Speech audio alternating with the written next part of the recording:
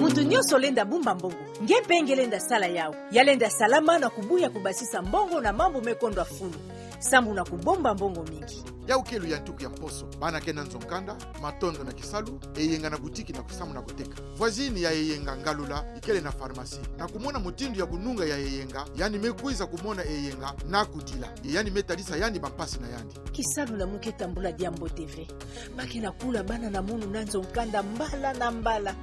betu kena kudia tango kaka na pasi to betu teka kima mosi na inzo betu mesala ngonda zole betu mefuta inzo ve kubumba mbongo kele kima bakala na munu ke yindulaka ata fioti ve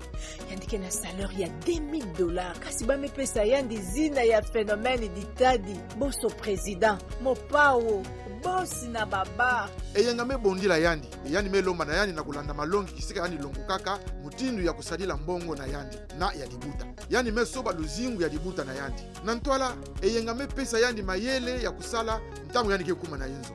au mepesana nzile ya kukutana na nima ya bilumbu 15 samu na kusaba inki mesalama mbazi ngalula mezabisa yeyengati bakala na yandi ndimaka nyonso ba utubaka ntangu yani wakati mama luzolo ina bakala na yandi kufuaka yandi kena bakala ve ye yandi kete kaka mikati na inzo nkanda ya bana ye yandi ke kusadisa bana 3 yandi ke bumbaka mbongo na kopek ekonso na nima ya bilumu 35 ngalula mekwiza diaka kumona eyenga au mezonza kusumba lupangu sambuti au bekukisa $600 kaka na bilumbu 13 farmasina bau kena ngemba yalenda kangama fe ye ngemba mekota na ina metala kubumba mbongo ya dibuta eyenga kena kese na kumona ti